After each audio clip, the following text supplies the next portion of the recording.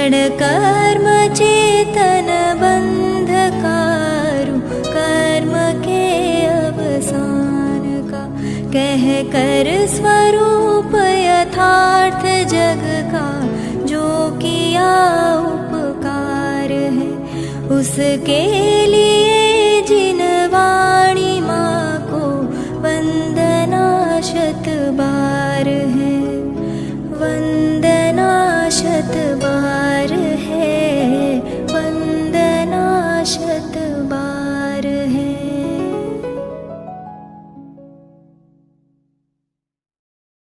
जय श्री ओम नमः सिद्धेभ्यः। नमो अर्हन्ताणं, नमो सिद्धाणं, नमो आयर्याणं, नमो वज्झायाणं, नमो लोके सव्वसाहुणम्।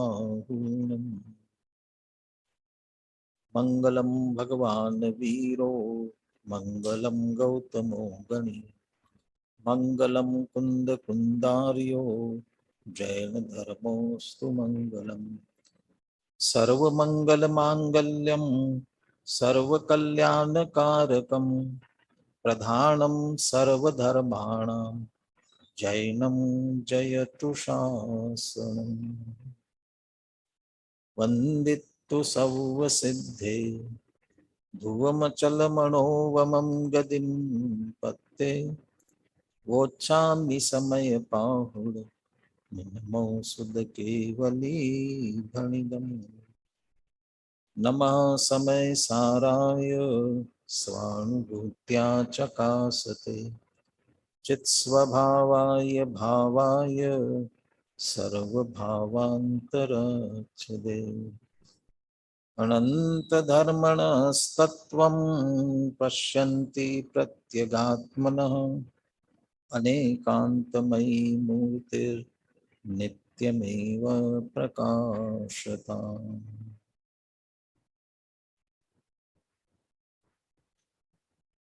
आचार्य कुंद कुंद देव विरचित समय सार परमागम, आचार्य अमृत चंद्र कृत इसकी आत्मख्याति टीका। कर्ता कर्म अधिकार पर अपनी चर्चा चल रही है और 116 से 125 तक इन 10 गाथाओं में पुद्गल और जीव द्रव्य, इन दोनों के परिणमन स्वभाव की सिद्धि की जा रही है। विश्व में जाति अपेक्षा 6 द्रव्य हैं। जब 6 द्रव्य हैं तो अकेले जीव और पुद्गल के परिणमन स्वभाव की सिद्धि क्यों कर रहे हैं? बाकी 4 द्रव्य क्या परिणमनशील नहीं है? है तो सभी द्रव्य परिणमनशील, परंतु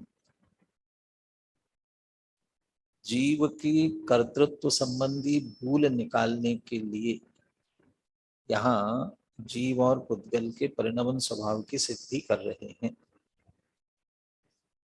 जीव को ये लगता है कि पुद्गल अपने आप कार्य करने में समर्थ नहीं है, इसलिए उस पुद्गल का कार्य जीव सोचता है मैं करता हूं। तो उसके यह अज्ञान दूर करने के लिए, अहंकार दूर करने के लिए इस बात की सिद्धि की गई कि पुद्गल स्वयं परिणमनशील है और स्वयं परिणमते हुए कर्म रूप परिणमता है, ज्ञानावरणादि रूप परिणमता है। यहाँ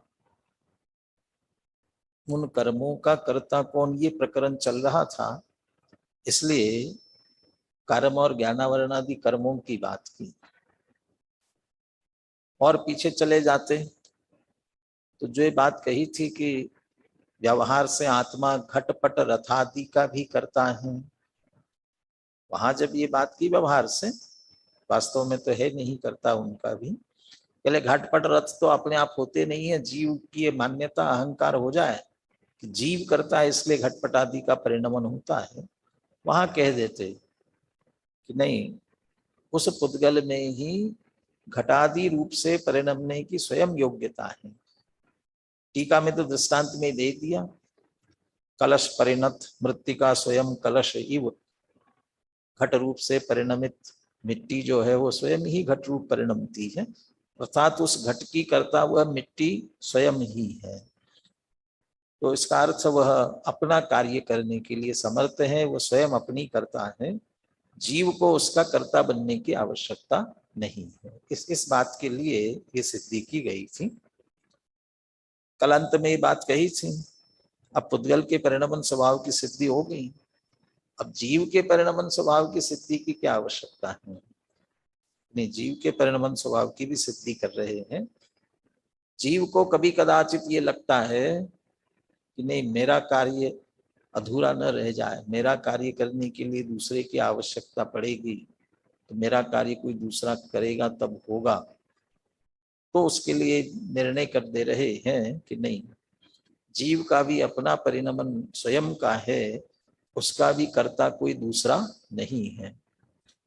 बाकी चार द्रव्यों के संदर्भ में जीव को शंका नहीं है, और जीव चार द्रव्यों में कुछ करता भी नहीं है, उसके कर्तृत्व का अहंकार भी नहीं है, इसलिए उन चार की बात नहीं की, जबकि उनके संदर्भ में भी ये सहज यही बात है कि वे भी सहज ही परिणमन स्वभावी हैं। अभी अपन मूल गाथाओं का पाठ करते हैं, उत्थान निकाल लेते हैं। जीवस्य परिणामित्वं साधयति। वैसे तो यहाँ भी सांख्य मतानुयायी शिष्यम प्रति कह सकते थे, क्योंकि यहाँ भी मूल गाथा में कुंद कुंद आचार्य सांख्य मत की चर्चा करने वाले हैं, लेकिन उसका उल्लेख नहीं किया, क्योंकि वह क्रमशः परिणमनशीलता की बात चल रही है। तो सांख्य मत की बात अमृतचंद्र आचार्य ने कह दी। सांख्य मतानुयायी शिष्य अर्थात जिनके अंदर ये कदाचित एकाग्र एकांत मान्यता पड़ी हो कि द्रव्य तो अपरिणामी होता है, तो उस मान्यता का निराकरण कर रहे हैं, तो उसमें अपने आप ही सांख्य मत का निराकरण हो जाता है, इसलिए पुनः उसका उल्लेख नहीं किया। जीव के परिणमन स्वभाव की सिद्धि की जा रही है। जो बात मैंने कही थी कि वो परिणमन स्वभाव वाली शक्तियां कौन सी है, वो जब शक्ति की बात आएगी वहां अपन उन शक्तियों की चर्चा करेंगे। अभी क्रमशः अपन गाथाओं से चर्चा प्रारंभ करते हैं। मूल गाथाओं का पाठ कर रहा हूं। न स्वयं बद्धोकम में न स्वयं परिणमदि कोहमादिहिं जय्ये सतुज्ज जीवो अपरिणामी तदा होदि अपरिणमन्तं निशयं जीवे कोहादिये हि भावे संसारस्य भावो पसज्जदे शंख समोवा कोगलकम्मं कोहो जीवं परिणामयेति कोहतं तं स्वयं परिणमन्तं कहं नु परिणामयदि कोहो अहस्वयमप्पा परिणमदि कोह भावेन एष दे बुद्धि कोहो परिणामयदे जीवं कोहत्तमिदिमिच्छा कोहो वजुत्तो कोहो माणवजुत्तो यमाणमेवादा मावो वजुत्तो माया लोह जुत्तो हवदिलो। बहुत सारे शब्दों का प्रयोग पिछली गाथा में हम सुन चुके हैं, वे के वे ही शब्द हैं। सिर्फ पुद्गल की परिणमन स्वभाव की सिद्धि थी, इसलिए तत्संबंधी शब्दों का प्रयोग था। यहाँ जीव के परिणमन स्वभाव की सिद्धि है, इसलिए उन शब्दों का प्रयोग है। सबसे पहले कहते हैं कि न स्वयं बद्धो कम में, न स्वयं परिणमदि कोहमादिहिं जयेस तुझ जीवो। तुझ जीवो, तुझ जीवो माने ये तुझ शब्द जो है, हम मराठी जो होंगे वो समझ जाएंगे। मराठी में तुझा शब्द प्रयोग करते हैं, तुम्हारा, तेरे लिए तुझा। और मराठी प्राकृत से निकली एक तरह से। प्राकृत का एक भेद मराठी प्राकृत भी है, शौर सैनी प्राकृत, ऐसे अलग अलग प्राकृत होते हैं, उसे मराठी प्राकृत भी है। तो तुझ बिल्कुल उससे मिलता जुलता शब्द है। तुझ माने तुम्हारे मत में, तुम्हारी मान्यता ये हो क्या, एस जीवो यदि, जयी एस जीवो, यदि यह जीव क्या हो, कृण स्वयं बद्धो कम में, ये कर्म में स्वयं नहीं बंधा, ऋण स्वयं परिणमदि कोहमादिहिं, और क्रोधादि रूप से, आदि कह दिया, क्रोध मान माया लोभ, कषायों के रूप में, पाप के रूप में, ये तो विपरीतता की बात कर रहे हैं, मलिनता की।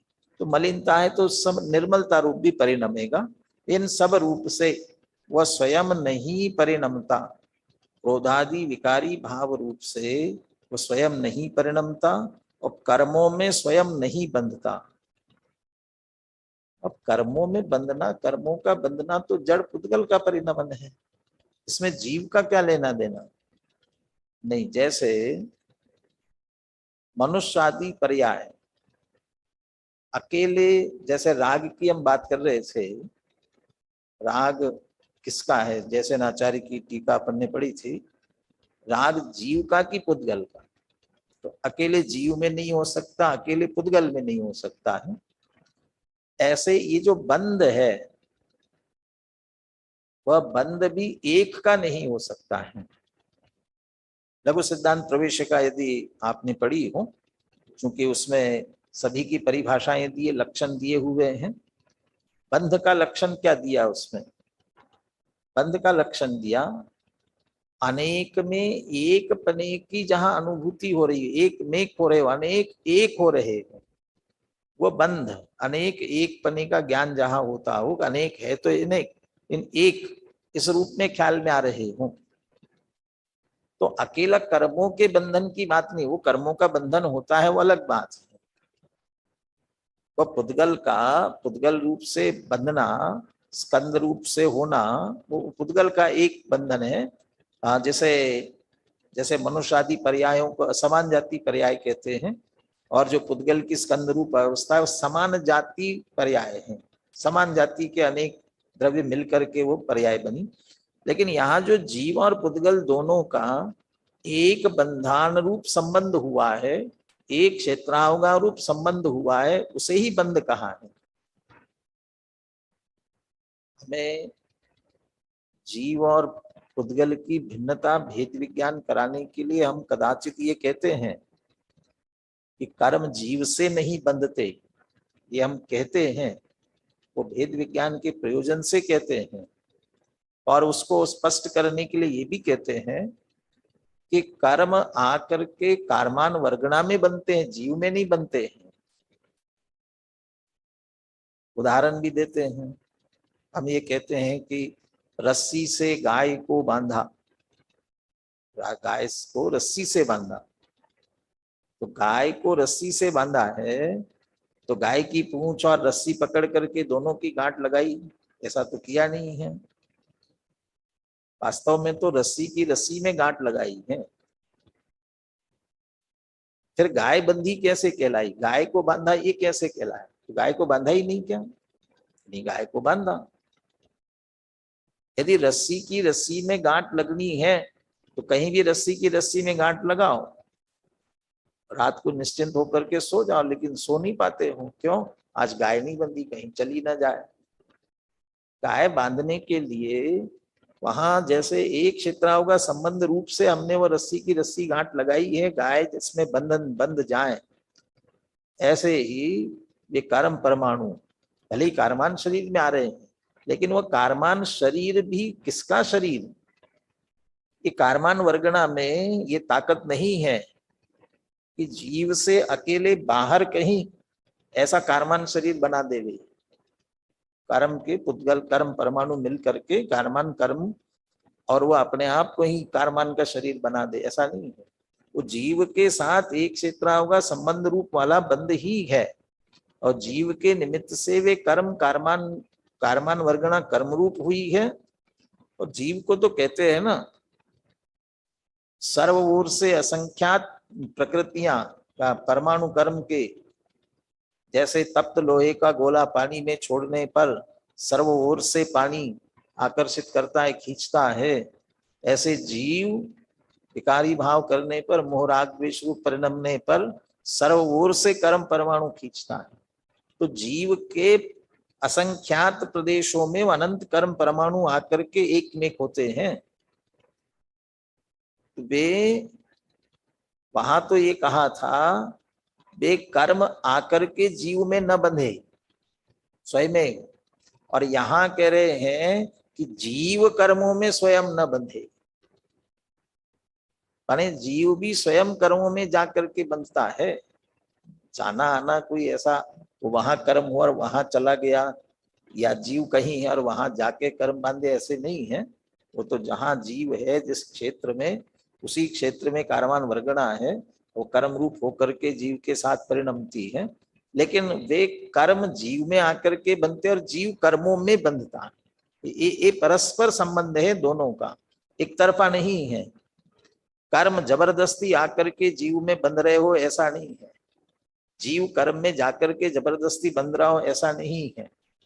कर्म में कर्म रूप होने की योग्यता, इसलिए वह कर्म रूप होकर जीव के साथ बंध रहे हैं, और जीव में भी उस समय विकार रूप होकर के कर्मों में बंधने की योग्यता हुई है, इसलिए वह कर्मों में स्वयं बनता है।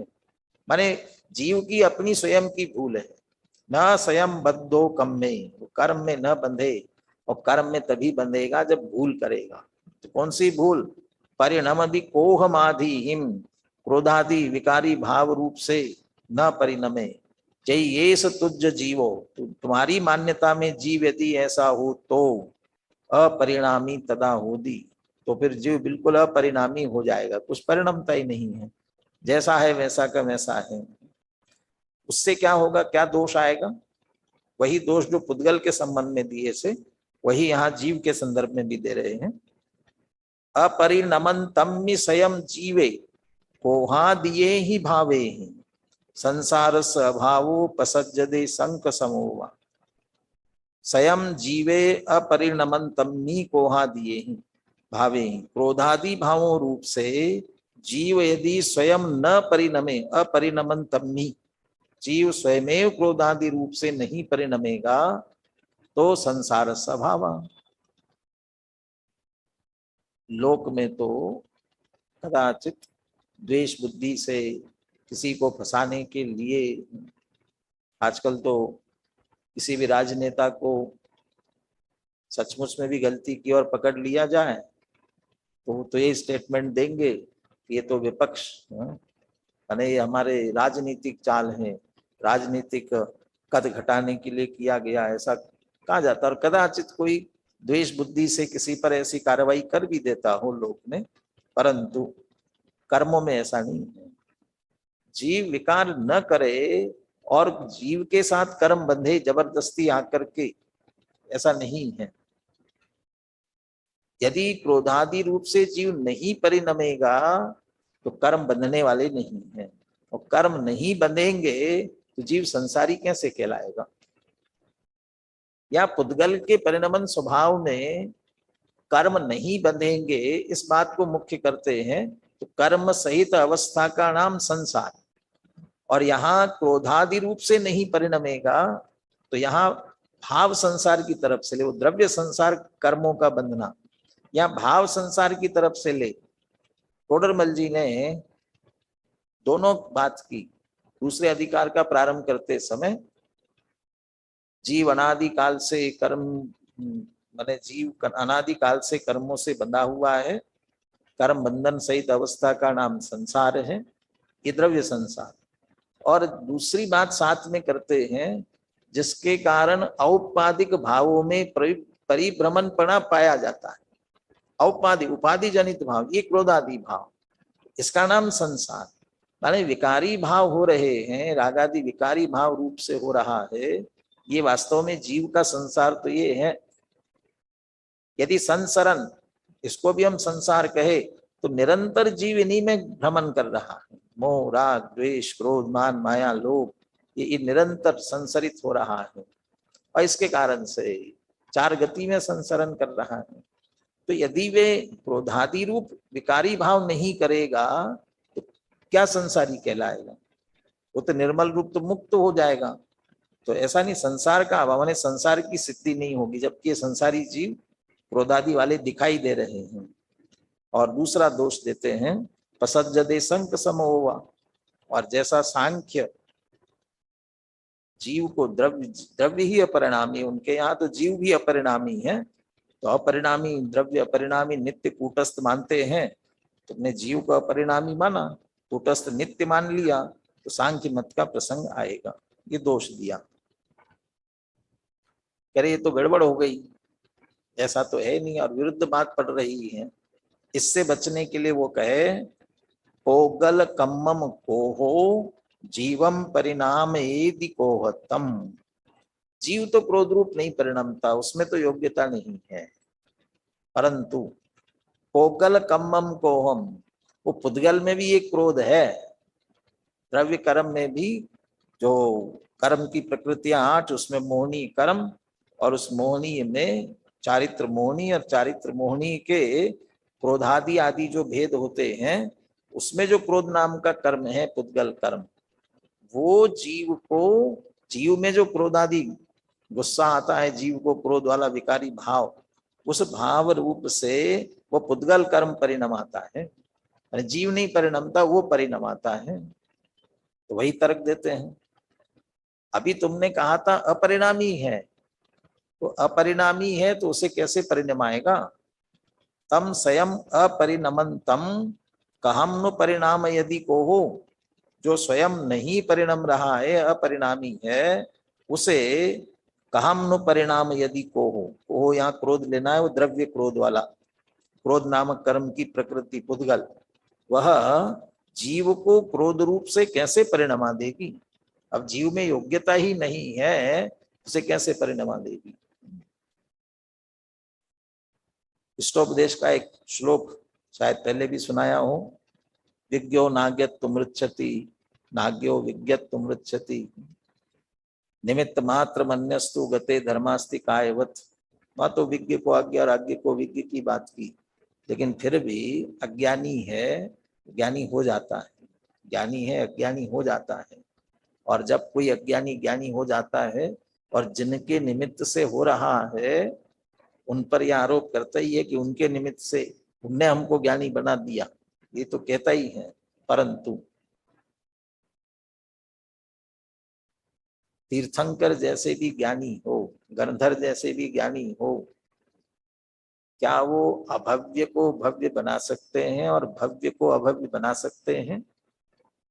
ज्ञान से अज्ञानी, अज्ञानी से ज्ञानी हुआ तो हमने कह दिया इनके निमित्त से हो, तो उनने किया। परंतु यदि भव्य और अभव्य है कोई, तो भव्य को अभव्य और अभव्य को भव्य तो कोई नहीं कर सकेगा ना। क्यों नहीं कर सकेंगे? तो वहां एक है ना, उनमें योग्यता नहीं, स्वभावभूत परिणाम है वह, माने वो योग्यता नहीं है।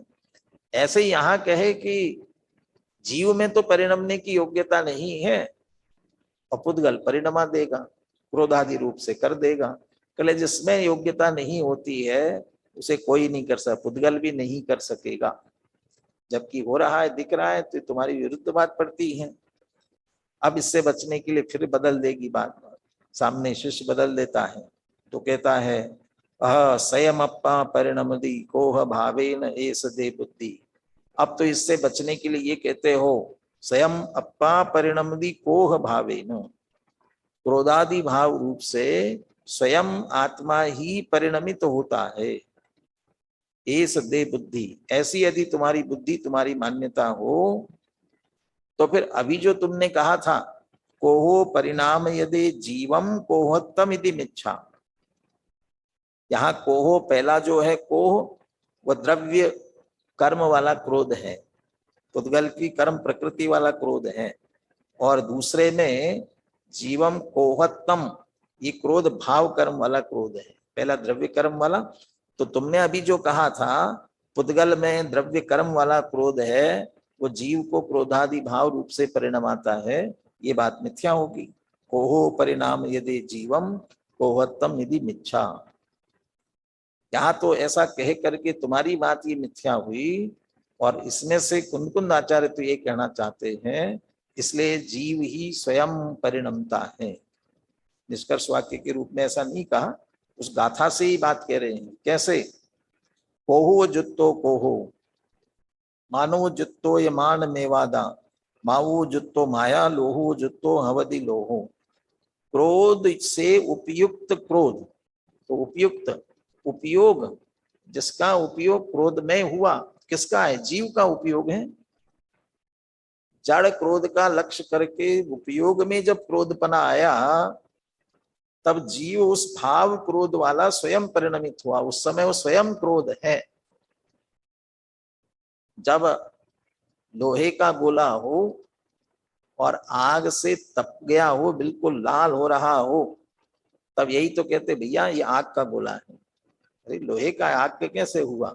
तो आग के साथ एक में हुआ। ऐसे ही जिसने अपने उस क्रोध के साथ अपना एक मेक पना माना, जड़ क्रोध के उदय में मैं ही क्रोधी हुआ, ऐसा जिसने मान लिया हो, उस समय उसका उपयोग क्रोध रूप हुआ है, उपयोग का ही परिणमन है। तब वो कोहो जितो कोहो, क्रोध से जो उपयुक्त है वह क्रोध, ऐसे मान में जिसका उपयोग लगा है वो जितो उपयुक्त माने उपयोग। इसलिए हिंदी में सहज अर्थ किया, क्रोधोपयोगी क्रोध है। क्रोध में जिसका एकत्व हुआ है, क्रोध रूप जो परिणम रहा है, उस समय वह जीव स्वयं क्रोध है।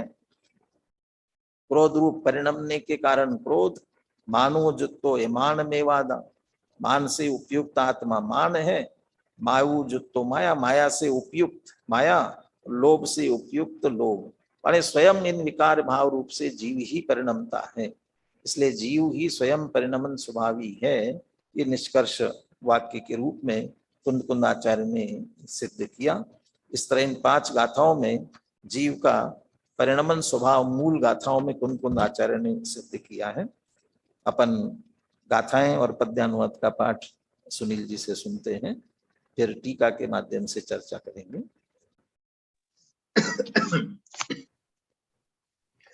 णसयं बद्धो कम्मेण स्वयं परिणमदिकोहमादिहिं, जये सतुज्ज जीवो अपरिणामी तदाहोदि, अपरिणमन्तस्तं मिषयं जीवे कोहादिये भावेहिं, संसारस्य अभावो पसज्जदे शंख समो वा, पोगलकम्मं कोहो जीवं परिणामयेदि कोहतं, तं स्वयमपरिणमन्तं कहं परिणाम यदि कोहो, अहसयमप्पा परिणमदि कोह भावेण एषदे बुद्धि, कोहो परिणाम यदे जीवं कोहत्तमिदिमिच्छा, कोहुवजुत्तो कोहो माणवजुत्तो माणमेवादा, माउवजुत्तो माया लोहुवजुत्तो हवदि लोहो।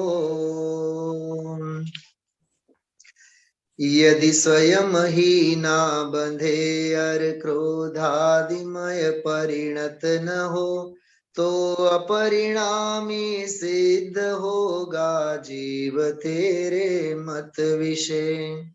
स्वयं ही क्रोधादि में यदि जीव ना हो परिणमित, तो सिद्ध होगा सांख्य मत संसार की हो नासती। यदि परिणमावे कर्म जड़ क्रोधादि में इस जीव को, पर परिणमावे किस तरह वह परिणामी वस्तु को। यदि स्वयं ही क्रोधादि में परिणमित हो यह आत्मा मिथ्या रही, यह बात उसको परिणमावे कर्म जड़। क्रोधोपयोगी क्रोध है, मानोपयोगी मान है, मायोपयोगी माया है, लोभोपयोगी लोभ है। देखिए, अब इन्हीं तर्क युक्तियों को लेते हुए अमृतचंद्राचार्य पुनः जीव के परिणमन स्वभाव की सिद्धि कर रहे हैं, और इसमें भी उन्हीं दो सिद्धांत वाक्यों की चर्चा करेंगे, उन्हीं सिद्धांत वाक्यों को आधार बनाएंगे। कोई कहेगा कि वो तो पुद्गल द्रव्य था, उसके परिणमन के लिए भी वही सिद्धांत, और जीव ये तो चेतन है, वो तो जड़ था, उसके परिणमन स्वभाव के लिए भी वही सिद्धांत, वही तर्क, वही युक्तियां। जीव पुद्गल की बात नहीं है, परिणमन स्वभाव की बात है। इसलिए परिणमन के लिए जो तर्क युक्तियां हैं वे ही, और सिद्धांत तो सब द्रव्यों पर समान रूप से लागू होने वाले जो सिद्धांत होंगे वो सब द्रव्यों पर लागू होंगे, तो वह पुद्गल होंगे। इसलिए उन्हीं तर्क युक्तियों से जीव द्रव्य का परिणमन स्वभाव सिद्ध करते हैं। यदि कर्मणि स्वयं अबद्धा सन जीवः क्रोधादि भावेन स्वयं न परिणमेत, कर्मों में स्वयं अबद्ध न बंधता हुआ जीव क्रोधादि भाव से स्वयं ही न परिणमे।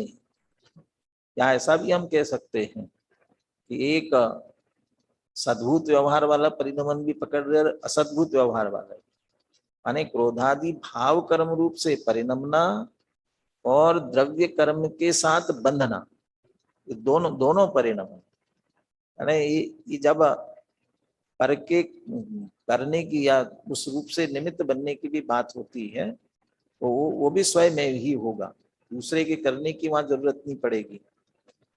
कर्मणि स्वयं अबद्धा सन, यदि कर्मों में नहीं बंधे, और देखो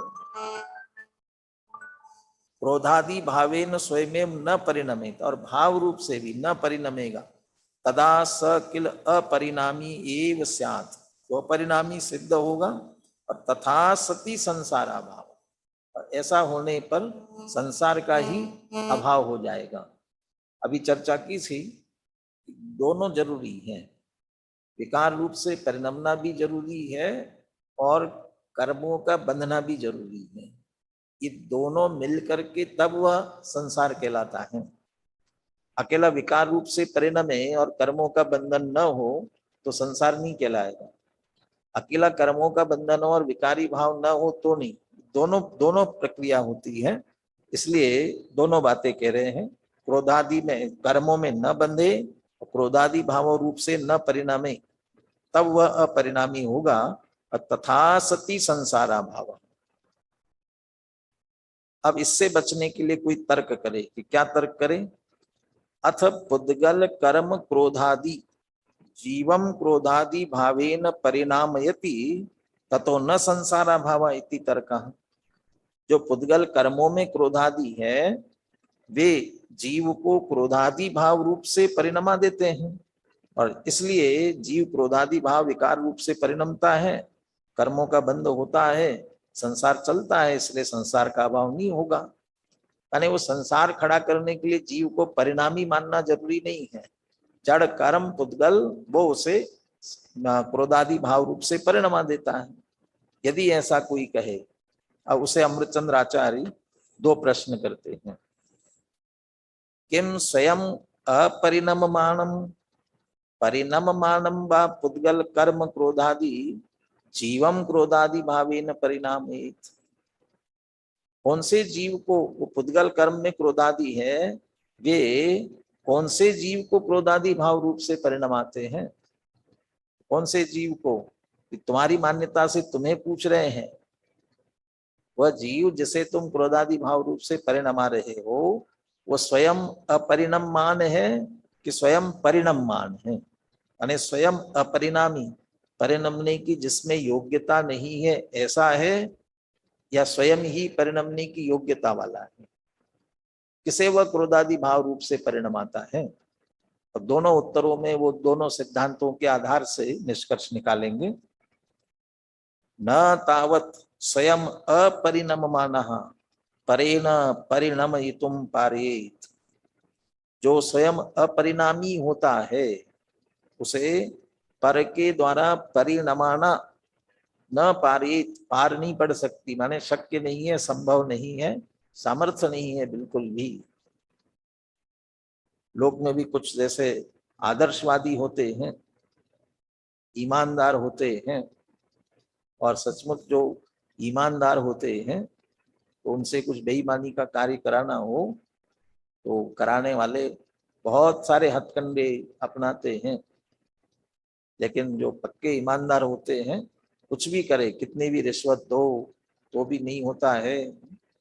और रिश्वत से नहीं मानने वाले होते हैं ईमानदारी वाले, तो उनके परिवारजनों को कष्ट देने की कोशिश करते हैं, बच्चों का किडनैप करेंगे, तकलीफ देंगे, करेंगे।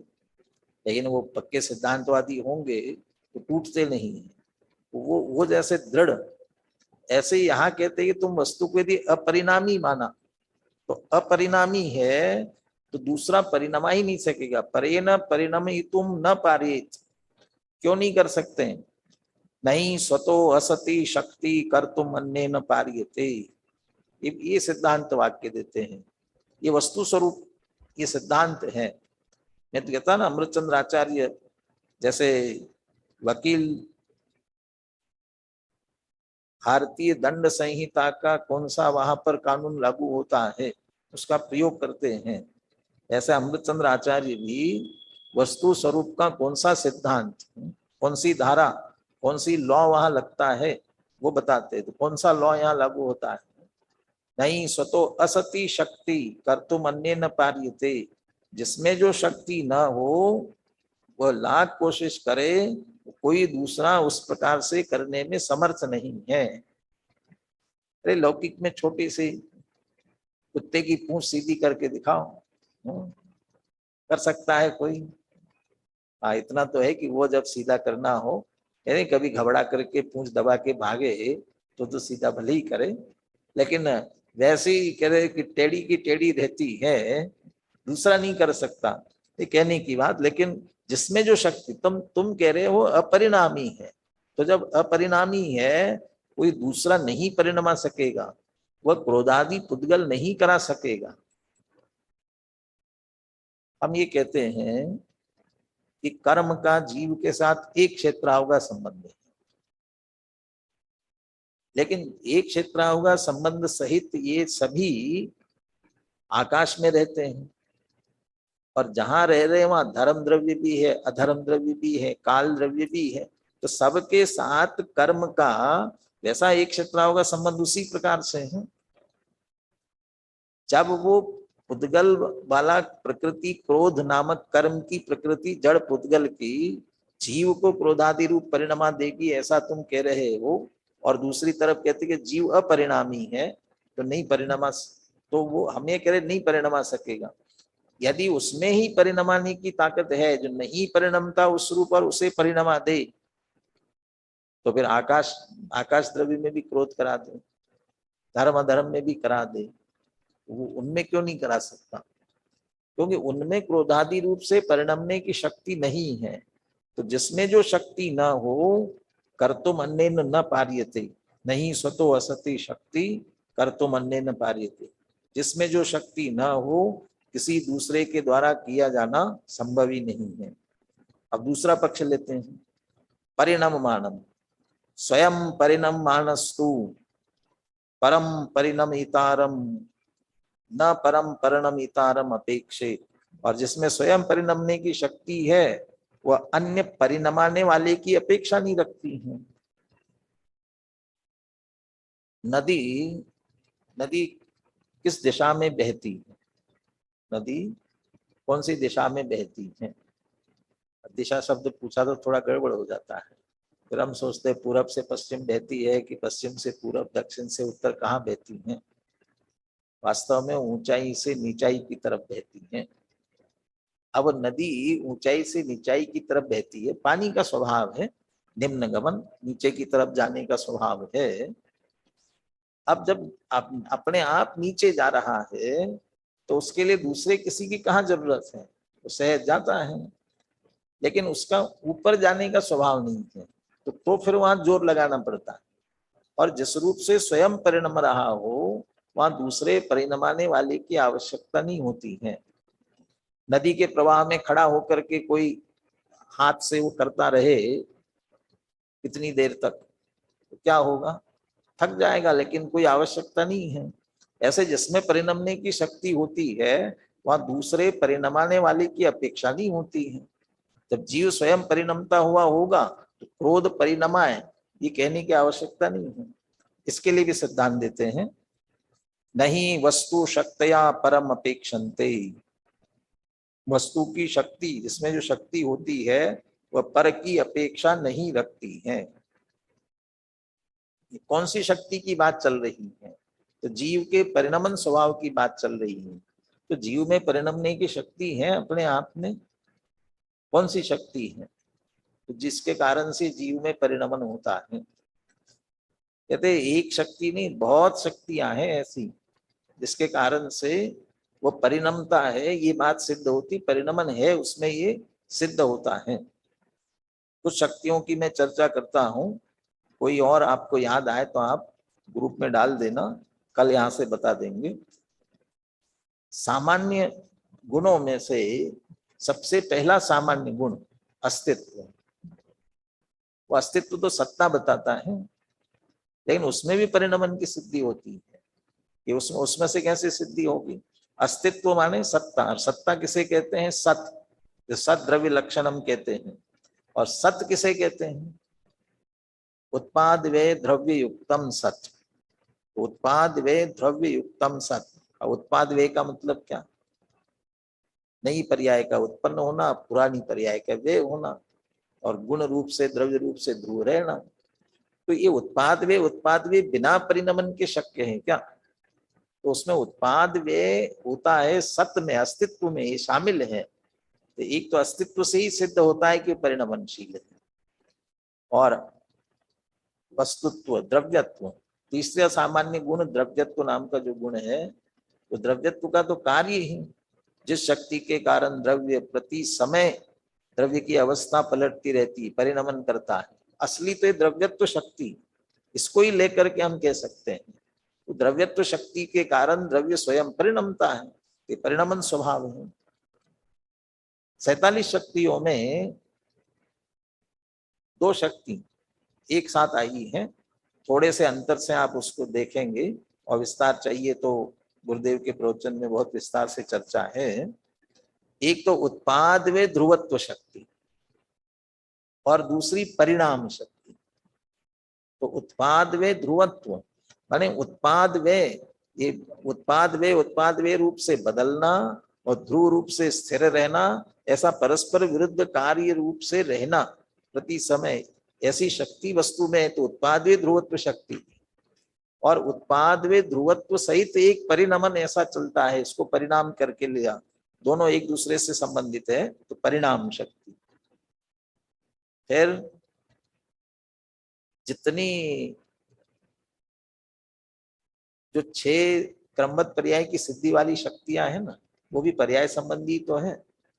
भाव शक्ति, अभाव शक्ति, भाव भाव अभाव अभाव, वो 6 देख लेना वहां। अरे वो ये नक्की करती है ना कि इस समय, जिस समय जो परिणमन होना है उस समय वह परिणमन होता ही है।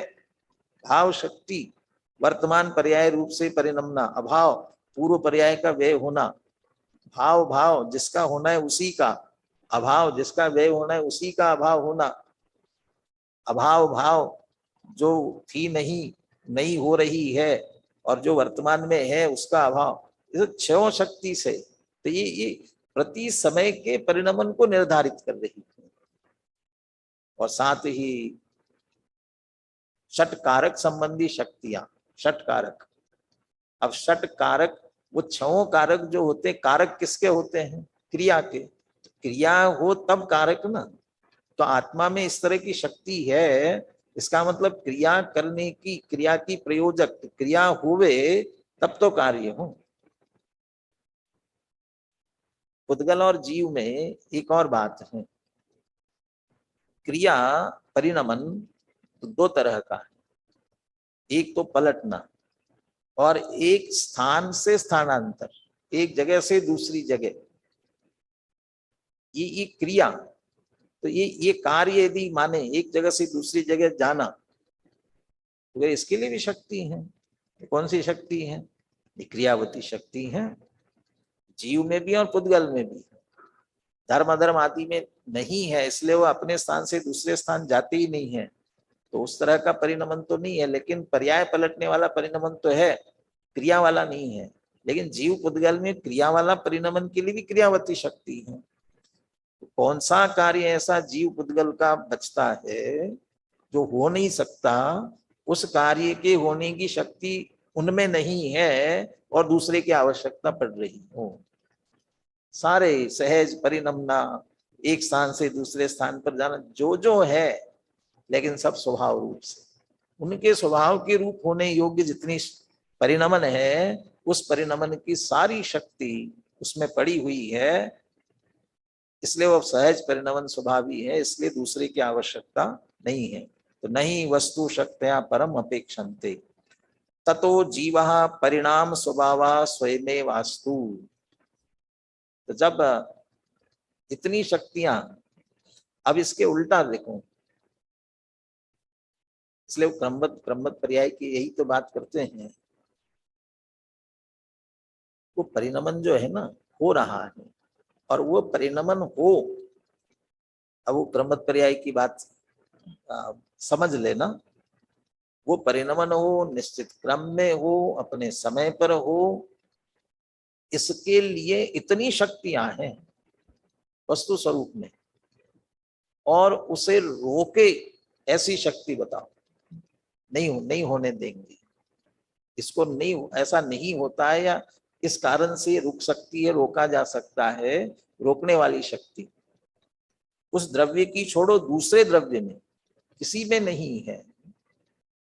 यहां तक तो ये कहते ना, को वा शक्य दुआरे दुम इंदो वा जिनिंदो वा इंद्रिया जिनेन्द्र भी शक्य नहीं है। यानी वो परिणमन उस समय वैसा होगा ही होगा। कि इतना अटल सिद्धांत, इतनी जब परिणमने की शक्ति तो है, लेकिन परिणमन को रोकने की नहीं है, अपरिणामी। तो वैसे पूरा परिणमन रोकना तो छोड़ो, तुम एक ही समय के लिए रोक दो, सिर्फ एक समय के लिए। एक समय के लिए रोकने की शक्ति क्रमबद्ध पर्याय में, तो उस पर्याय की स्वसमय की सत्ता, जो प्रवचन सार में दो शब्दों का प्रयोग आता है, एक तो है पर्याय सत, एक बात, और दूसरा शब्द आता है जन्म क्षण। यानी पर्याय स्व समय की सत है, और जन्म क्षण, जब उसका जन्मने का वो क्षण है, उस समय ही उसका जन्म, उसका उदय, उसका उत्पाद होता ही है, और उसे कोई हिला नहीं सकता वहां से। जैसे द्रव्य की सत्ता नष्ट करना संभव नहीं है, वैसे ही वो पर्याय की उस समय की पर्याय सत है, एक समय की, उस समय से उसे हटाना संभव नहीं है। क्रमबद्ध पर्याय में इसके लिए दो शब्द दिए। द्रव्य सत है तो पर्याय सती कहा, माने सत बिल्कुल है ना, दृढ़, तो पर्याय भी सती, माने उसको भी नहीं हिला सकता कोई। और द्रव्य पर्वत की तरह अटल है, पर्वत या पर्याय पार्वती है, तो सती और पार्वती कह करके ये कहा। और क्या सती से, पार्वती से, इनसे छेड़छाड़ करने का परिणाम क्या होता है? इतिहास उठा करके देखो, प्रथमान युग उठा करके देखो। ऐसे ही वो एक समय की पर्याय स्व समय में होती है, उससे छेड़छाड़ करने की माने परिवर्तन की। जो मान्यता करेगा तो उसे क्या होगा, नरक निगोद जाना पड़ेगा। तो ये मान्यता, इसलिए वो सहज परिणमन, परिणमन का स्वभाव सहज है, उल्टा रोकने में कोई भी समर्थ नहीं है। ततो जीवः परिणाम स्वभावः स्वयमेव वास्तु, इसलिए जीव परिणमन स्वभाव वाला स्वयं ही है, यही स्वीकार करना योग्य है, इससे विपरीत बात नहीं है। तथा सती, जैसे पुद्गल के परिणमन के लिए उदाहरण दिया था, ऐसे जीव के भी परिणमन के लिए उदाहरण देते हैं। तथा सती गरुड़ ध्यान परिणतः साधका स्वयं गरुड़ः इव अज्ञान स्वभाव क्रोधादि परिणत उपयोगः स एव स्वयं क्रोधादि स्यात्। अब वैसे इसको विस्तार की जरूरत नहीं पड़ेगी, क्योंकि हम पीछे एक उदाहरण सुन करके आए हैं, भूताविष्ट और ध्यानाविष्ट। तो ध्यानाविष्ट में जैसे वह ध्यान में इतना चढ़ जाता है कि भैंसे का ध्यान करने वाला, मैं भैंसा, माने उस समय वह भैंसे रूप हो गया ना, मान्यता में हो गया ना उस समय। वह उससे पूछो कौन हो, निकलो बाहर की, नहीं कौन, मैं भैंसा हूं। वैसे यहाँ कह रहे गरुड़ ध्यान परिणता साधका स्वयं गरुड़ा, वो गरुड़ के ध्यान से परिणत साधक उस समय, जो उपयोग उस समय परिणम रहा है ना उसका, उस रूप से, तो वो उस समय वो गरुड़ ही है। ऐसा मत समझ लेना कि उसके पंख निकल आए और वो आकाश में बहुत ऊंचा उड़ जाएगा, वैसा नहीं। उपयोग, उपयोग से उस समय गरुड़ के साथ तन्मय हुआ, इसलिए उसे कहेंगे स्वयं गरुड़ इव। जैसे वो 3 प्रकार के घट कहे जाते हैं ना, एक तो पदार्थ घट है, और हम घट शब्द बोल रहे हैं, जो आपके पास तक जा रहा है वो घट शब्द। और घट कहते ही मेरे ज्ञान में भी ये घट बना, तो मेरे ज्ञान में घट बना, उसे क्या कहेंगे मालूम है, ज्ञान घट। उस समय मेरा ज्ञान घट रूप परिणमा, तो जिस उपयोग जिस रूप होता है उस रूप कहलाता है। ऐसे गरुड़ ध्यान से परिणत साधक स्वयं गरुड़, ऐसे ही अज्ञान स्वभाव क्रोधादि परिणत उपयोग। अज्ञान स्वभाव क्यों कह रहे क्रोधादि को, क्योंकि अभी आगे आगे इसकी गाथाएं वही आने वाली, ज्ञानी के ज्ञान में और अज्ञानी के अज्ञान में भाव। तो ये सम्यक दर्शन ज्ञान चारित्र वाला जो निर्मल परिणमन है, वो परिणमन नहीं, स्वभाव रूप परिणमन नहीं है क्रोध आदि। तो ये परिणमन स्वभाव में निर्मल परिणाम पकड़ते ना, ये विकारी भावों के परिणमन क्यों पकड़े, क्योंकि तर्क देना था संसारा भावा, कर्म से बंधना, वो उसके साथ देना था, इसलिए विकारी भावों की मुख्यता से ली। लेकिन परिणमन स्वभाव सिद्ध हुआ तो विकारी परिणाम ही करेगा और उन्हीं का करता होगा, ऐसा नहीं है। परिणमने की योग्यता है तो विकार छोड़ करके निर्मल रूपी व परिणमता है ज्ञान रूपी, उसकी बात करेंगे। अभी चूंकि यहाँ क्रोधादि की बात ली थी, इसलिए उसे विकारी भाव रूप से कहते हुए अज्ञान स्वभाव क्रोधादि परिणत, और उस समय जो उपयोग उसमें परिणमा है, स एव स्वयं क्रोधादि स्यात्, वह उस समय क्रोधादि है, स्वयं उस रूप से परिणमता है। और यह परिणमति स करता, इसलिए अपने परिणमन का वह स्वयं करता होता है। इति सिद्धम जीवस्य परिणाम स्वभावत्वम, इस तरह से जीव के परिणमन स्वभाव की सिद्धि होती है। इसके उपसंहार में भी अमृतचंद्राचार्य ने कलश लिखा है, ये 65वां कलश। लेकिन ये 65वां कलश जो है ना, इसका उपसंहार है और आगे की गाथाओं की उत्थानिका भी है। क्योंकि आगे की गाथा की उत्थानिका तथा ही, अकेला तथा ही लिख करके लिखा है। तथा ही का मतलब ये जो बात कही उसी को स्पष्ट करते हैं। तो वह एक तरह से 65वां कलश अगली गाथा की उत्थानिका है। इसलिए अपन कल 65वां कलश और 126 127 गाथाएं, इन पर चर्चा करेंगे। तो हम जीव का परिणमन स्वभाव जानकर मान करके निर्भर हो जाए, निश्चिंत हो जाए, और अपने अकर्ता सहज ज्ञाता स्वभाव का आश्रय करे। इसी मंगल भावना के साथ आज की चर्चा पूर्ण करते हैं।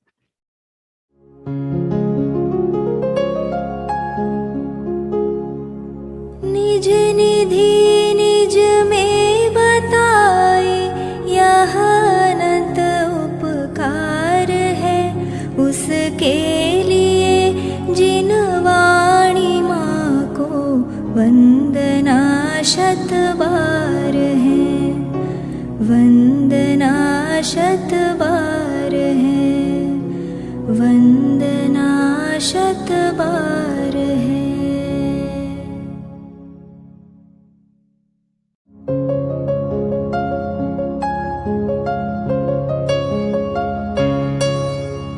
हे जिन वाणी भारती तो ही जपो दिन रैन, जो तेरी शरणा गहे सो पावे सुख चैन। जा वाणी के ज्ञान ते सूझे लोकालोक, सो वाणी मस्तक नवो सदा देत हो ढोक, सदा देत हो